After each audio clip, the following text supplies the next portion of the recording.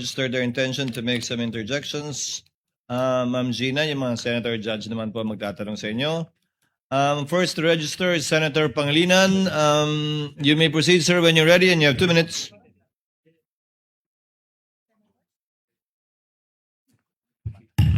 Thank you, Mr. The sequence so far would be in this order. After Senator Pangilinan, Senator Erwin Tulfo, Senator Rafi, the Senate President, Senator Ontiveros, Senator Lacson, and Senator Villanueva.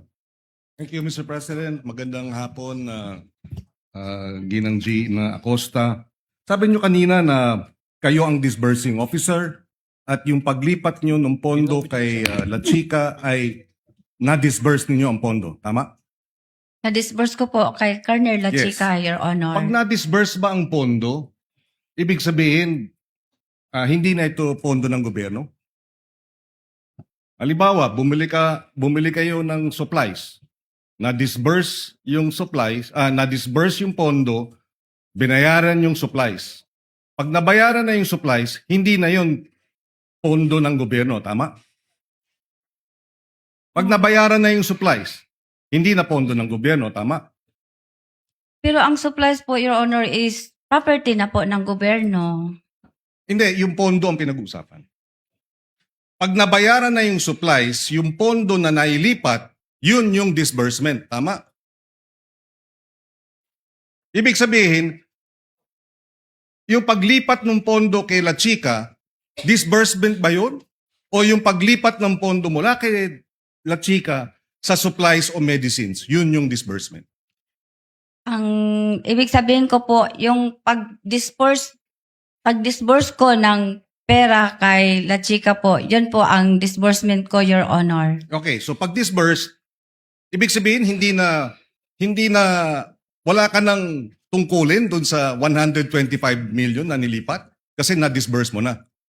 May tungkulin pa ako, Your Honor, kasi si La Chica po ay, siya lang po ang itinalaga na security officer, Your Honor, So na siya ang mag-implement po, Your Honor, ng mga proyekto o activities po ng confidential, Your Honor, on the ground kasi siya po ang may eksperto, Your Honor. yes, siya ang eksperto pero meron pa rin kayong tungkulin na tiyakin na tama yung disbursement. Tama?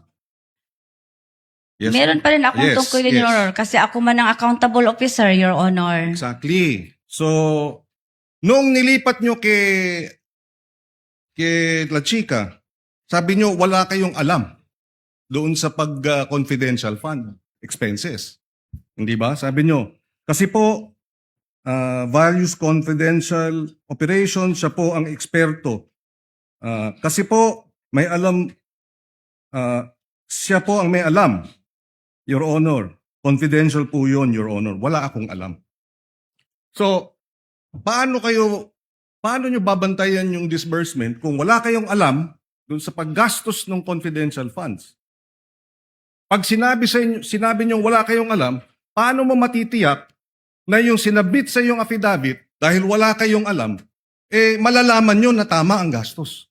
Nagsubmit po siya sa akin ng nagsubmit po siya sa akin ng utilization report, Your Honor. At naniwala din ako kay La Chica, Your Honor, kasi siya po ang itinalaga ni Vice President Sara Duterte, Your Honor, as security officer. At siya po ang aming commanding officer ng BPSPG. So, okay, so naniwala kayo.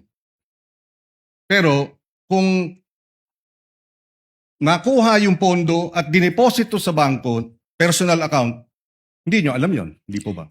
Hindi ko nakita, Your Honor. Okay, nga. So hindi nyo alam kung inilipat sa private account. Hindi ko alam. Hindi ko nakita, Hindi nyo Your rin Honor. alam kung talagang tinanggap ni Mary Grace Piatos yung pondo personal. Hindi nyo rin alam. Wala ako sa ground, Your Okay, Honor. Hindi nyo rin alam kung nilipat yung pondo at ipinamudmod sa kung sino-sino. Tama? Wala pa ako sa ground, Your Honor. Okay, last wrapping up, Mr. President. Kindly wind up. Yes. Yung nabanggit na 122 million para sa medicines at 112 million para sa supplies. Alam nyo yun, di ba? Alam ko may purchases Yes. na ganyan, pero di ko makakabisado, Your Honor, ang amount, Your Honor. Di ko kahinumdum kung pila tanan, Your Honor. So, Kung hindi how much, Your Honor, lahat. hindi mo alam kung magkano dun sa 122 million ang binayad sa gamot pang tree planting. Hindi nyo rin alam kung magkano ang binayad na supplies para sa lakbay-aral dun sa confidential funds. Hindi nyo alam yung specific. Meron pong binigay sa akin si Security Officer, Your Honor, yung fund utilization report, Your Honor, at saka yung So magkano ang acknowledgement receipt, medicines? Your Honor. Magkano ang medicines na napunta sa lakbay-aral? Hindi ko kabisado ang amount, Your Honor. Magkano ang medicines na napunta sa tree planting? Hindi ko na maalala, Your Magkano sa dami-dami po ng acknowledgement receipt, Your Honor, na binigay at saka po yung sa fund utilization of Your Honor na 4 po yun. So, kung hindi nyo alam kung ito'y na-deposito sa bank account, hindi nyo rin alam. Kung dokumento lang, maaring peke, hindi nyo rin alam kung talagang napunta sa tree planting o napunta sa lakbay-aral. Nagtiwala po ako sa Security Officer, Your Honor, kasi siya po ang gi-appoint ni Vice President, Your Honor, na siya po ang mag-implement ng confidential activities, Your Honor, on the ground. Kaya siya po ang eksperto, Your Honor. Thank you. No further questions. Thank you, for now.